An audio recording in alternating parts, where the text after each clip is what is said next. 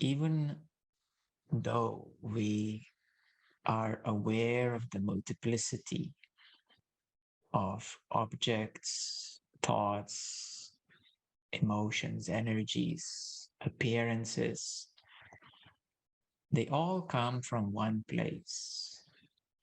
They're all made from one place. They're all made essentially from consciousness.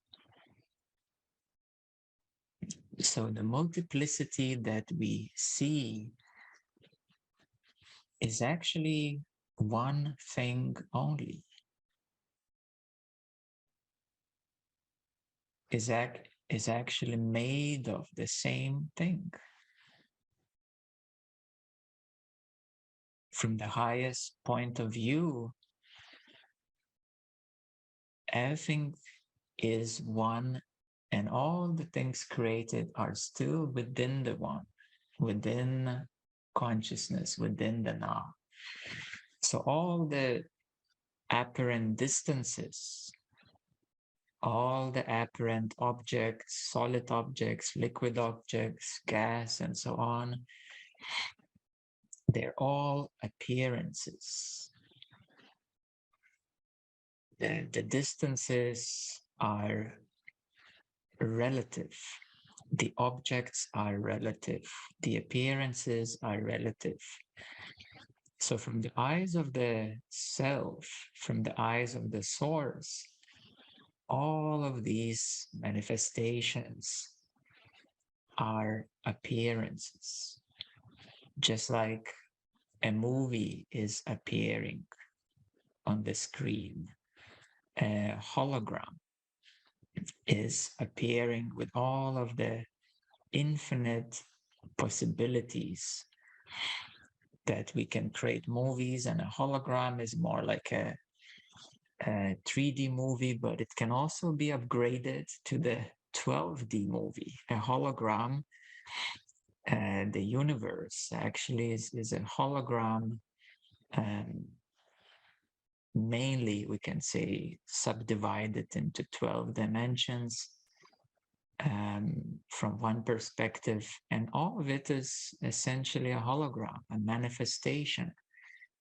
And even though all those textures are different, all the tastes and smells and sights and perceived distances, perceived time, past, present, future, are all appearances in the one self. So for the self, they are all appearances, phenomena. And for the self, they're not, nothing is foreign, since all of it is within. We can't even say within or without, because it is already included in the one. So the one is so inclusive that anything ever that could be imagined is still part of the same one. Yes, I usually like to say that I haven't met anyone in my whole life who is separate from the universe. In actuality, I haven't seen nor met any person, any being who is separate from the universe, because it is impossible for you to be separate from the universe. Not that it's not likely, it is impossible for you to be separate from the universe. You can only think that you are separate from the universe. You may feel that you are separate from the universe, but even the thought and feeling of that you are separate from the universe is part of the universe. So the mind and perception are very interesting tools of how one can experience diversity.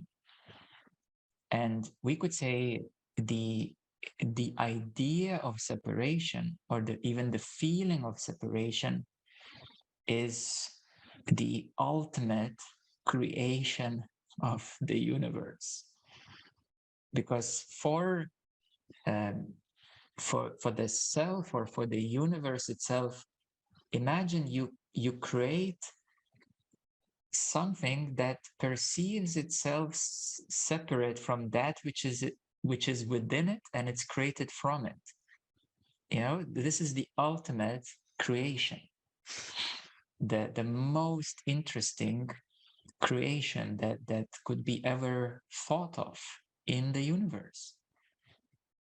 It's like, imagine that a single thought in your mind decides that it's not part of your mind. Yeah, or so it's paradoxical, but you know, imagine this would happen. And yeah, so the same way, the feeling or a thought or belief or conviction that you are separate is the ultimate creation. Now the universe says, now this is the total highest point of creation, because, well, we can't go anywhere further than that. So this is pretty interesting. So essentially, all of the multiplicity is only perceived to be differentiated. All multiplicity is perceived to be divided and separated and categorized, cataloged, and so on. It is a perception. And the perception creates amazing multiplicities of ways of seeing the manifestation. So not only in the universe there is a creation of different dimensions or densities, which is already amazing. Like, it took a genius to do that, you know, to from the pure source to create a vibration, or a spirit, actually, the waters of the creation, to create a spirit, and from the spirit to draw in vibration frequency, and then to slow it down and to mold it and shape it dimension after dimension until it fully solidifies into perceived matter, into perceived physicality. This is already, you know, it already took billions of years to do that, to make those perceived slices of materialization.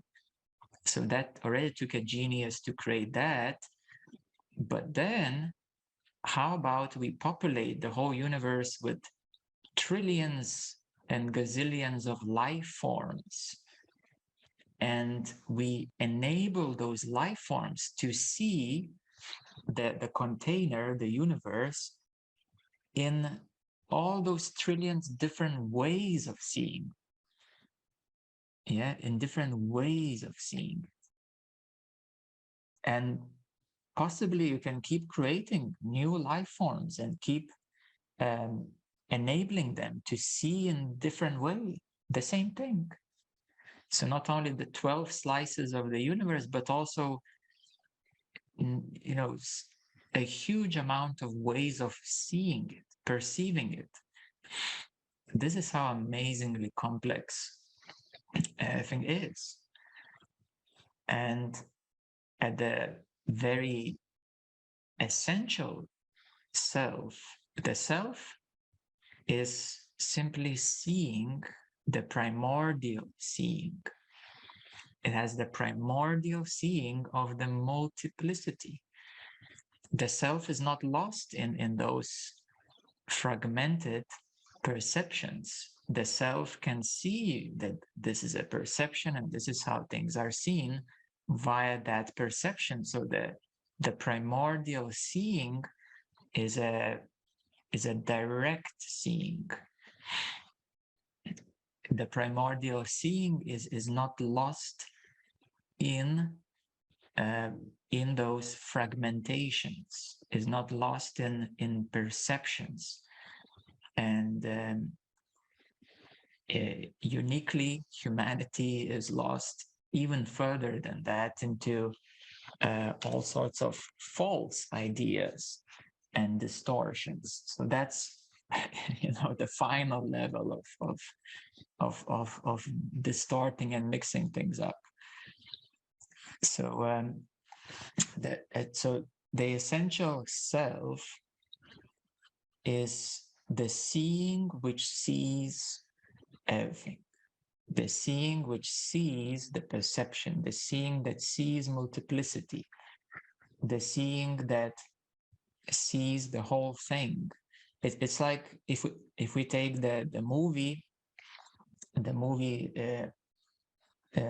theater, or the movie screen, it would be the white screen that is aware of what it is shown onto it.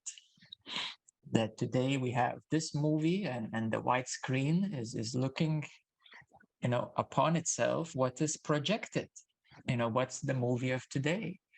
And the white screen next day looks at what's shown on the other day, maybe some romantic movie, and all these romantic stories and ways of these characters are getting together, falling in love, and happily ever after.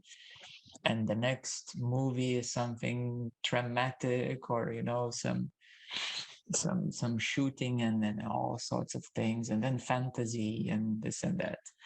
So the white screen is like looking upon itself, and it's like, wow, like this is awesome. This is fun.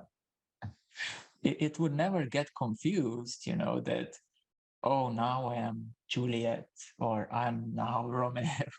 No, of course, no. It's clear that I'm not this character which is appearing. I'm the screen. I'm looking as a screen, and there's never a confusion. But there is the we can say amazement, or awe, or excitement of seeing what is being projected. So this is how this is the meaning of awakening. Yeah, did you ever kind of think why did people use the word awakening? Yeah, it means that you open your eyes and you see that you are this white screen seeing the projection, a direct seeing. And this direct seeing is well, it is you. It's actually you guys. It's well, not even you, but me. It just falls off. You or me, and whatnot.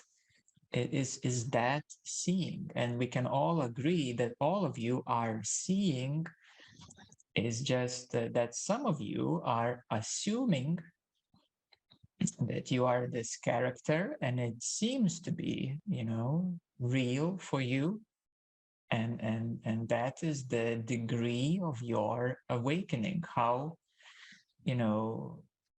assumed you are that you are this character, you're living your story, and you're having these good days and bad days, how strongly you assume that. So that is a degree of non-awakening, and the awakening is a degree of coming closer and closer to the direct seeing. And long time ago, I figured out that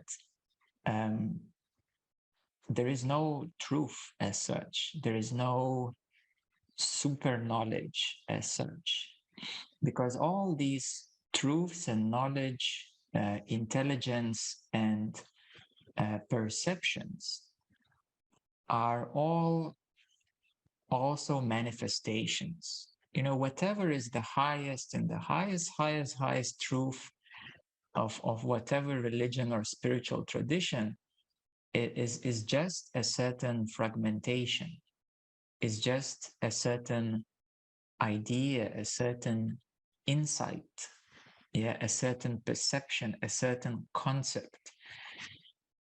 So the truth essentially is just that primordial seeing, and it does not assume any shape, object, or name or form, because if it would assume something, then it would become something more limited, and then it's no longer the truth. So when people are arguing about their truths, they're arguing about their concepts, about their perceptions, about their ideas, and all sorts of things, which are always relative to those perceiving them. Yeah. So essentially, the ultimate truth is this is why I don't use so often the word truth, because there isn't. It's a seeing, and the seeing is already inclusive of all knowing, not knowledge, because knowledge is dead. It's old. It's already processed, digested, and and embodied. But knowing, it's again the direct seeing. We could say that it's a knowing, but it's not a mental knowing. It's not a knowing of it's not understanding. Yeah, understanding is when you kick in your brain and you're like molding things together to already make some sense and meaning out of it. This is a process of understanding. But knowing is you look at something and you're not interested to go any deeper than that. You look at the tree, but you're not interested to, to try to understand it. And then you will say, well, it's boring, there's nothing to do, for your brain. Because then you're like, then what are you, then what is left? And that's exactly the stickiness of the non-awakening. Because if you're looking at something and you want to understand and this and that, you're diving into fragmentation, and the consciousness, the self, or the pure awareness is not fragmented. It's that primordial seeing, primordial direct knowing, which basically just, as in the example of the cinema screen, it looks as like, wow, these are projections. These are appearances upon myself. And that's how the self is. That's how, well, relatively speaking, you all are, because you're all seeing, but then your brains are adding extra dimensions to all of that. Yeah, so the self, we could say, from the furthest fragmentation, yeah, if we look at the complete confusion and worries and lostness of the mumbo jumbo of the human mind, and then if we remove those components, then we have that this is distortion, distorted stuff. And then if we come back to experiencing, physicality, experiencing emotions, experiencing thoughts, like just experiencing, having thoughts and so on, we're in touch with the actual universe, not the mumbo jumbo part, which is all confused and mixed up, but just directly experiencing, the creation and the multiplicity of all of it, because we're hearing stuff, we are looking at objects, we are feeling and tasting, smelling, and experiencing energies, and that's the universe. Yes, it's the holographic appearance. Of course, it's energetic. Energy is also hologram. So it's the universe the way it is. And that's real, we can say. But there is the multiplicity, the distinctions are there. And then to come back to the essence, to the self, to that white screen, is there is a bit of a journey to take of coming back, of withdrawing. Yeah, withdrawing from lower interactions. So in a way, in the cinema screen, there is a movie about the spiritual journey. Yes. And the actor, which is you, the main actor of the movie of the spiritual journey, firstly, is confused and worried, and nothing makes sense anymore. It's I have to find a way out of this mind and confusions and doubts and so on.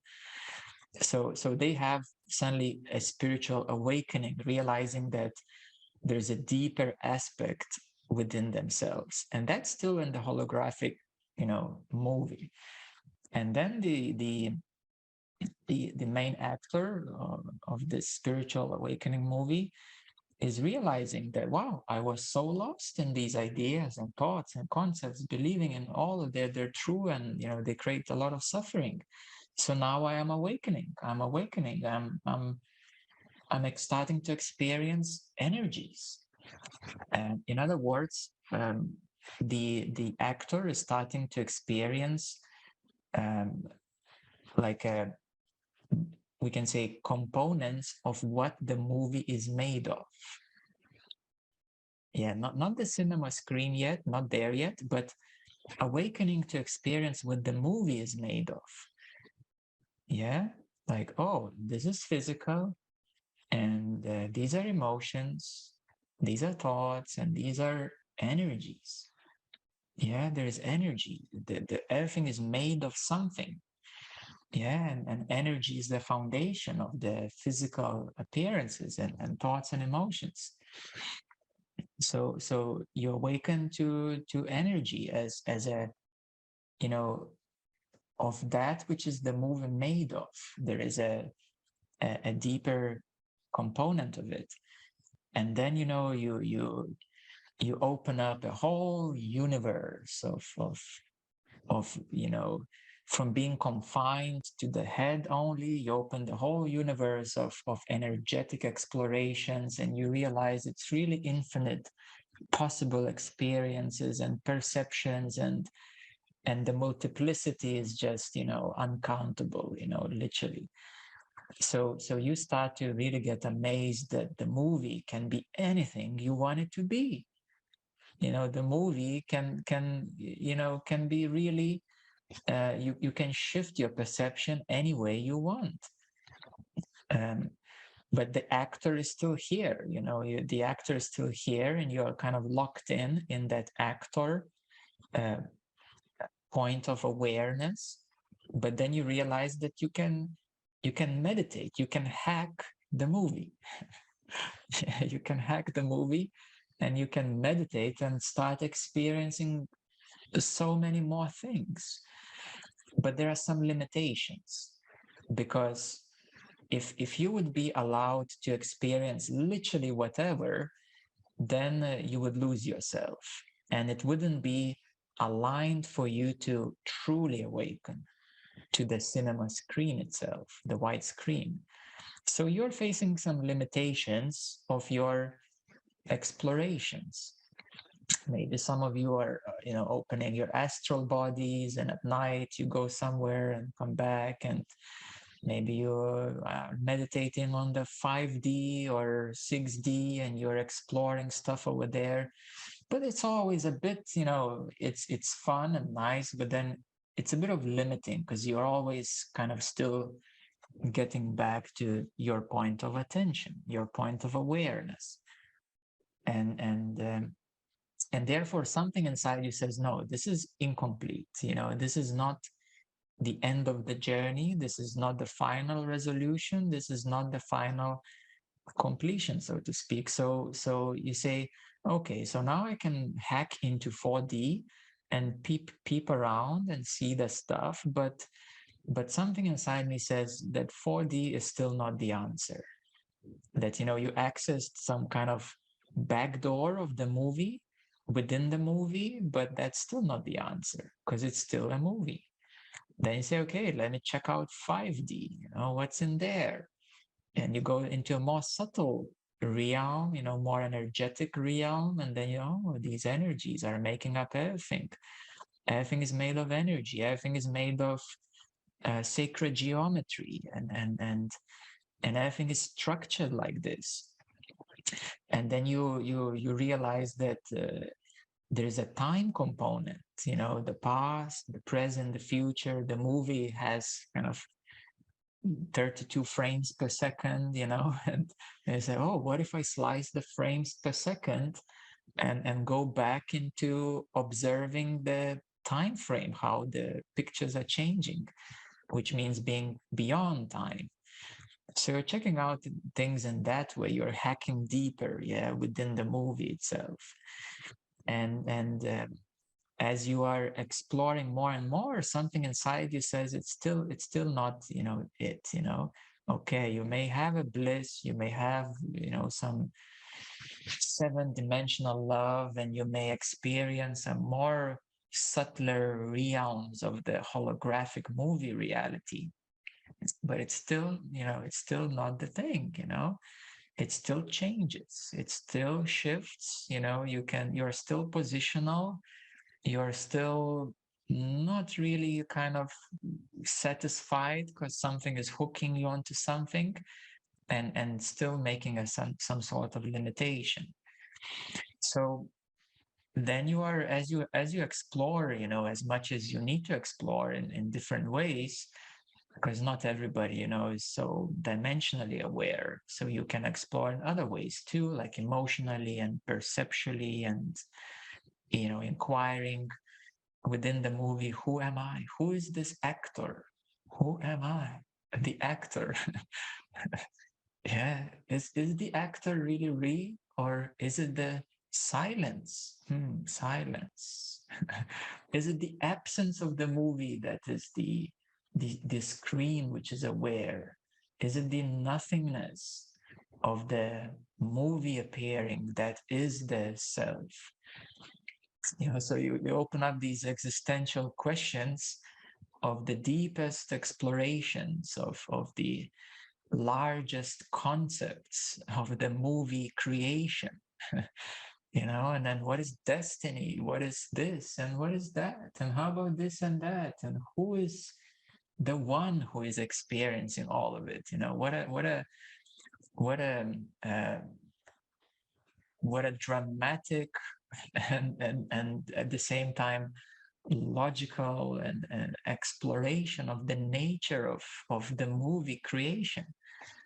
And then at the end of the journey, one starts to see that somehow I see you. So the inquiry draws one back into more fundamental essence, more fundamental background. And in this inquiry, or the exploration and not satisfaction at the end of it, one is drawn to just probably sit down and go nowhere, and to go much deeper to see what is essential. You know, what is essential to every experience, even if it's nothingness, even if it's everythingness, even if it's, you know, black or white or whatever, or even if it's exciting or boring. What is the essence, you know, of without which none of it would matter, none of it could be.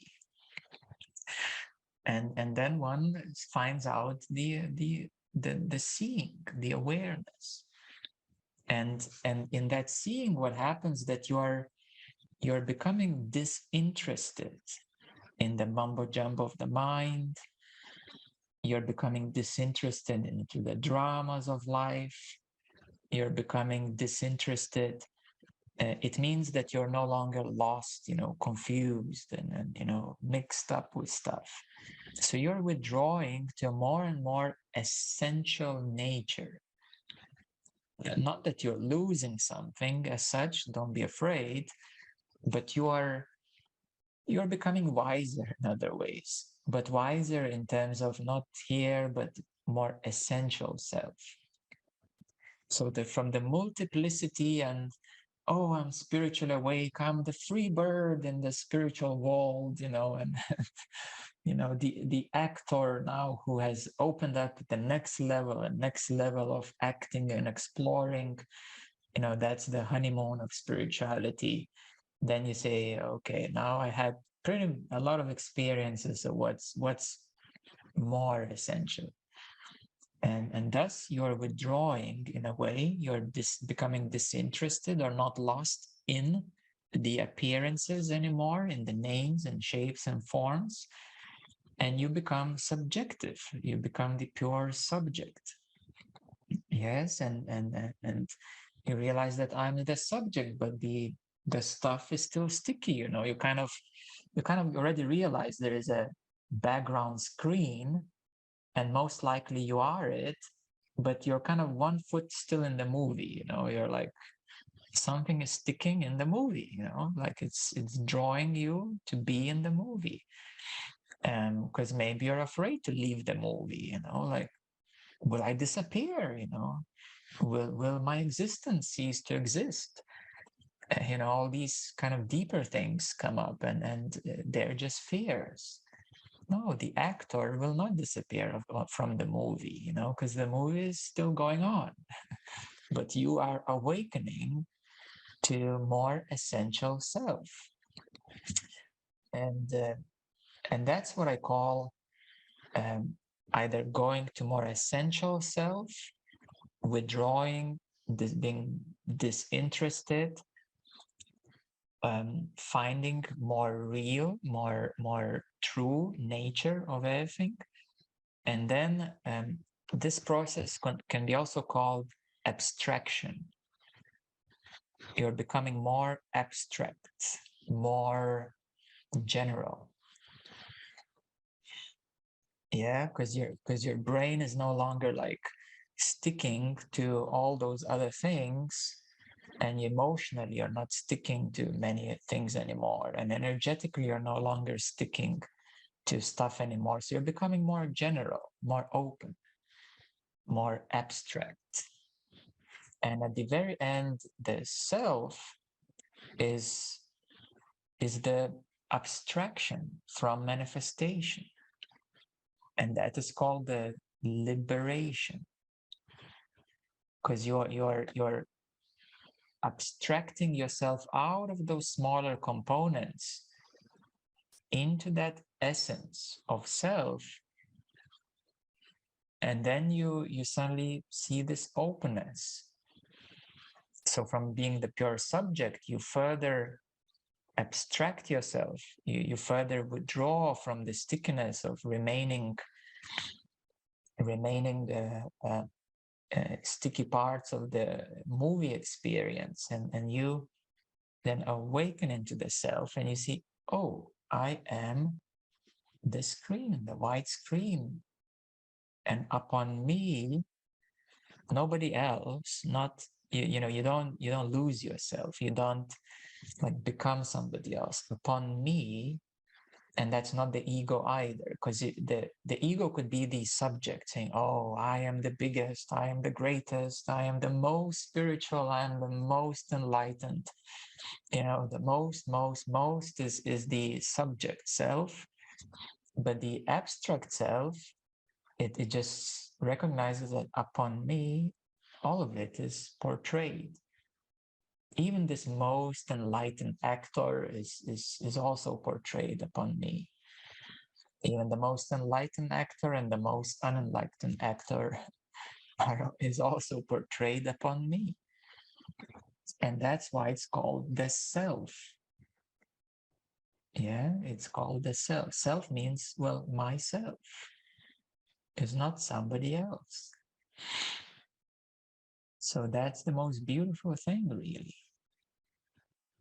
and you awaken to the essence, which is beyond birth, beyond death, beyond time, beyond space, beyond all 12 dimensions of manifestation, and beyond all of it. And that as the self, you can truly enjoy it. Just like, relatively speaking, you love to go to the cinema and watch the movie because it's thrilling to watch it, because it's not real. You're you're watching it and you're enjoying it, even if it's something explodes and something else happens and you're enjoying all of it. So from a more maybe correct perspective, the white screen is enjoying all the appearances upon itself.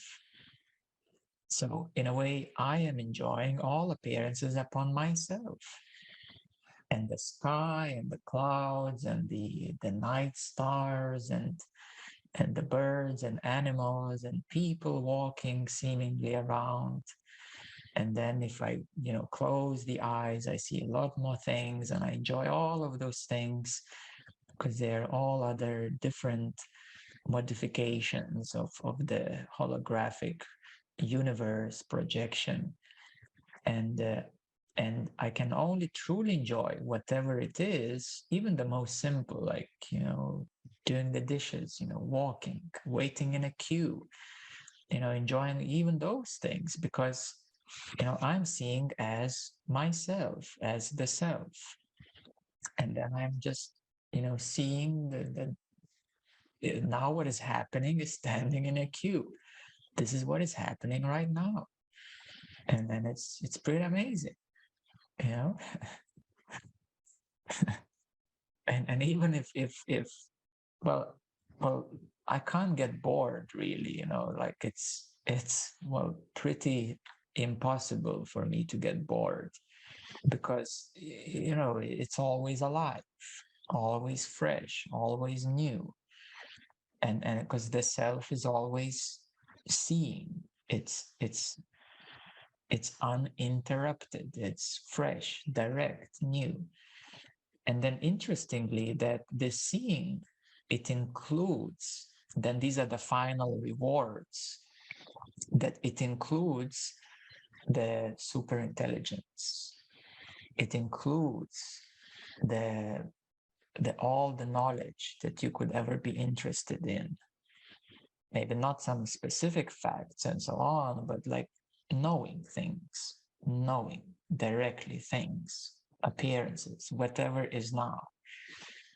And it includes probably even some superpowers and cities and some abilities, and these are the final rewards of being the self, of seeing. So then you were wanting this super intelligence, and you were wanting this bliss or joy or love or peace or whatever, but you were wanting only a little slice of the cake. And some kind of higher intelligence says, I'm not going to give you that, you know too much of that slice of a cake, because you should find the essence, the ultimate, the real thing, because that's why you can't be satisfied until you find the essential self. And this was basically my journey of awakening. I had some pretty amazing experiences, big blisses and all sorts of dimensional stuff and existential stuff, and all pretty much most of the imaginable things I experienced. And something said, no, this it's not gonna last. It's not gonna be satisfying ultimately. So that's what drove me to awaken into the self. And and from that place of the self, relatively speaking place, because it's just now and here, things are enjoyed, whatever they are, simple things, whatever it is, and it's fine, it's totally fine. And you can take your pillow and enjoy the texture of the pillow, the softness, the squeakiness of the pillow, the comfort of the pillow. You can you know you're not living on the moon. That's amazing. You have so many objects. Food, like mindful eating. Have you touched the grain of rice and really observed and tasted it very mindfully? Even that is amazing. So if it's infinite, enjoyment is infinite, because you're not in the moon, you're not in a box, where there is no other objects at all. Your existence is packed with objects all around you. So whatever big or small or mundane experience is, you can enjoy that and you can be awakened to that. And that's where we come back to the same old Zen saying: before enlightenment, I was chopping the wood, carrying the buckets of water. And after enlightenment, I was chopping the wood, carrying the buckets of water. So, like, nothing changed, like the aim was not to change your life, to become somebody else than the Zen monk, to you still do the same thing, still eat and drink and chop the wood, carry buckets of water. The aim was to awaken. And that's why Zen is a beautiful tradition, because it points that it's not about the awakening is not about self-improvement. It's not about changing your experiences. It's not about making your life better. Well, essentially, it's not about that. Essentially, yes, the human nature wants to make your life better. Of course, you want to make your life better. But Zen is saying essentially, it's not about that. If you want to be truly free, it's not about making your life better, because that would be the movie script of actor, making their life better, which is a human nature. Nothing wrong with that. But essentially, it's awakening to see directly what is now. What is this now? Boom. Not parts of it, not components of it, unless you're inquiring to go deeper. But essentially, it's that awakening.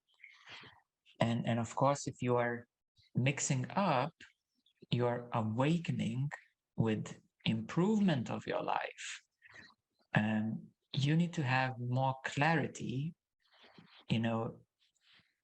is that this is improvement of your life and what is awakening.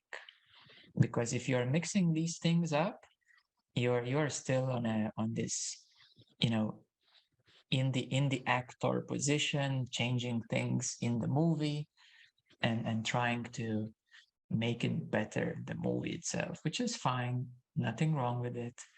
But maybe awakening is something else, something more direct, it's something more immediate. And when you awaken, the fruits are very bountiful. Then you will see that your life can improve in many ways, and that their love is more unconditional and ever present, and natural joy is present, and you see that the self is the infinite bliss, and you can experience it as much as you want, and you get the jackpot. Let's put it this way. Then you get all the goodies, whatever they are for you, because you have awakened to out of the relativity. And then you see that your life transforms and changes in more natural way. You drop off illusions and chasing wild winds, and you become more grounded, more real, more settled. And then you interact with the reality movie experience in a more direct way, in a more fulfilling way. And that's the most beautiful thing. Um, because through that, then truly life um, transforms. It takes on a much deeper experience and meaning and essence, and whatever your particular life is about, you fulfill it much more in a much deeper way. So then this actor is much more fulfilled, because now it's the awakened actor. It's the self, looking through the eyes of the actor, but the actor is awakened. It knows that it is the free screen of the white screen of the movie. It knows that. So now it can change the story of the movie because it's awakened. Of course, if you're a Zen master, you will, you will still chop the wood and carry buckets of water and attend, all the rituals and traditions of that lineage, if that was your choice. And if you are, priest or Hindu or Christian or whatever, you will attend to, whatever you are obligated to do. Or if you are living your lay life, you attend to whatever you want to do. If you have a family, you really enjoy family life. If you are working in some specific things, you enjoy more whatever you do, or you change if you don't enjoy it anymore. But whatever you will do from a much deeper place and more fulfilling place. So that is the amazing part, that the movie screen actor can become the self and thus transform the movie itself in a much deeper and rich and fulfilling way. So that is the beauty of things. So yeah, this is the perspective of the complete lostness, and then awakening as the actor, and then enjoying all those dimensional experiences, the physicality, the emotionality, mentality, astral stuff, etheric, and 5D and sacred geometry, whatever is possible for you, but ultimately not fulfilling. And because something tells you there is something more that I have to find and open up and be fulfilled finally. And then you, through abstraction and deeper inquiry and disinterest or disidentification, dissolution from those stickinesses, you awaken more and more and more until boom, you are awakened, you're open. And then you just see that, oh, all of it is happening in me. What a coincidence. Yeah, it's and I want to assure all of you that you will not lose yourself, because it's just a fear. It's a fear. That's why it's the self, yourself. Yes, yourself. You don't become anybody else, yourself. And for the mind, it may sound a bit boring, like, I'm already myself, like, I don't like myself. Yeah, but that's the mental, psychological stuff. I'm speaking about something much more real and essential, without which you couldn't even think about that, liking or not liking something, enjoying or not enjoying something. There is someone who is aware of liking something, disliking something. That is yourself, the deepest self. Yeah, so this is the um, amazingness of this journey.